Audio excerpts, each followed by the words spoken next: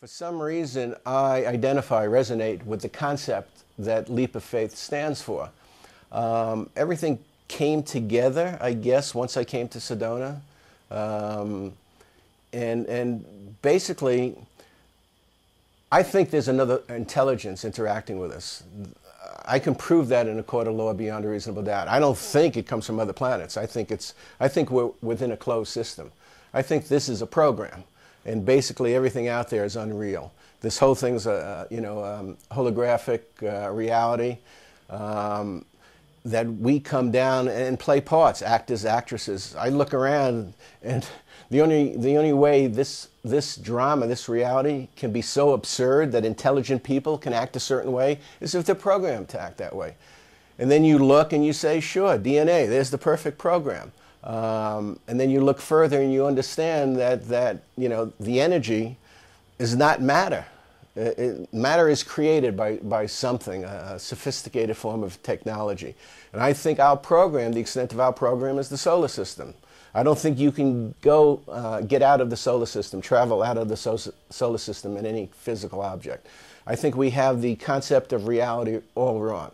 I don't think we know what's going on down here. It's like the Matrix almost. So that concept, but more like the 13th floor also. So I believe there's another intelligence here that hasn't shown itself, that appears in different disguises at various times.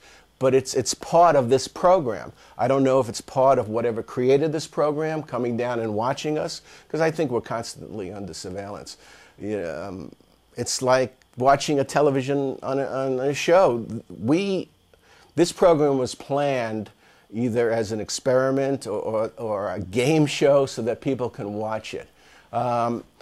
So I think in order to bring out this intelligence, a leap of faith could do that. Okay, because I've never had any contact. I might have seen one thing. I haven't seen any contact. So I compare it to the Martian Chronicles. You remember the Martian Chronicles? This person had to make a jump, and then he was encased in this globe. And then the intelligence came forward and said, okay, you believed in us without seeing us, so we're going to show ourselves to you. So that's possible, okay? If they're going to show themselves, the perfect time would be December 21st, the winter solstice of 2012, at exactly 11:11.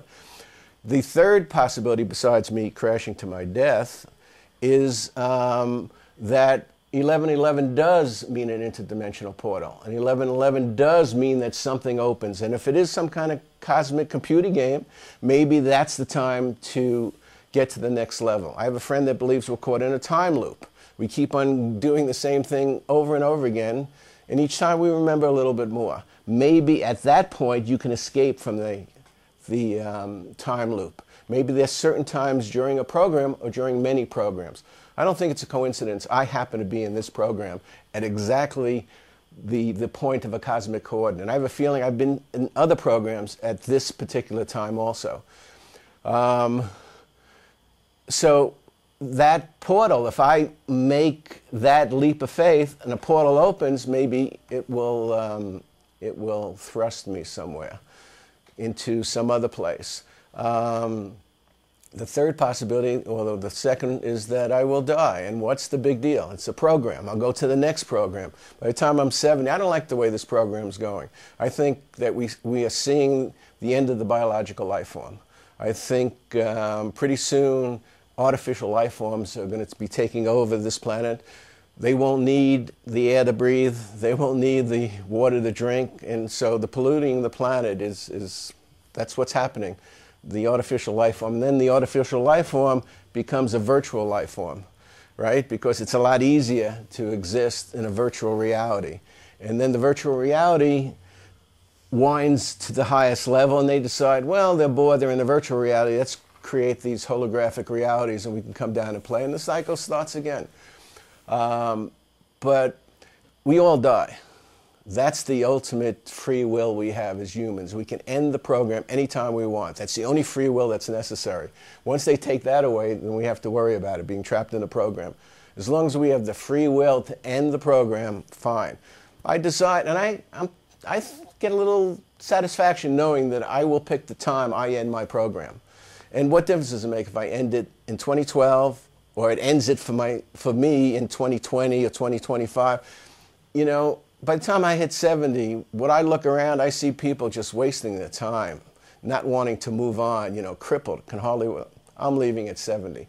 And coincidentally, what happens when I'm 70? There's 2012 and there's 11/11. It seems perfect, you know? And I have something on my website that the Buddhists, and I haven't really looked into it because we're still more than 5 years away, the Buddhists believe that the time of your death affects your reincarnation. Now, I don't exactly believe in reincarnation. I believe everything's going on at the same time. In this kind of reality, all there is the present moment, right now. They can program us to believe anything happened in the past. So, but 2012 is significant because it's in a global consciousness almost. If not now, then it soon will be. I think between now and 2012, there's going to be a major catastrophe.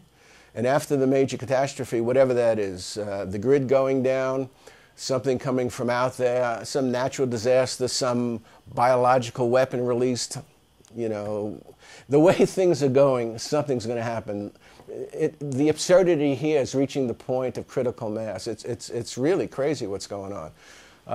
It can't sustain itself. And it's interesting that it's coincidentally happening at a time when it should be the end times of the program. It's almost like if we're judged in 2012 as the same as, say, the reality show or Survivor, they're going to pull the plug on us. You know, we're cancer human beings here. It's really strange how intelligent people can self-destruct so quickly. So personally, I think there's a virus. That's what I refer to as Psylog. There's a virus that affects our bodies. There's a virus that affects our computers. There's a virus that affects cosmic computer programs, cosmic programs. And I think the virus has infected this program. And I think the evidence of the presence of that virus is technology.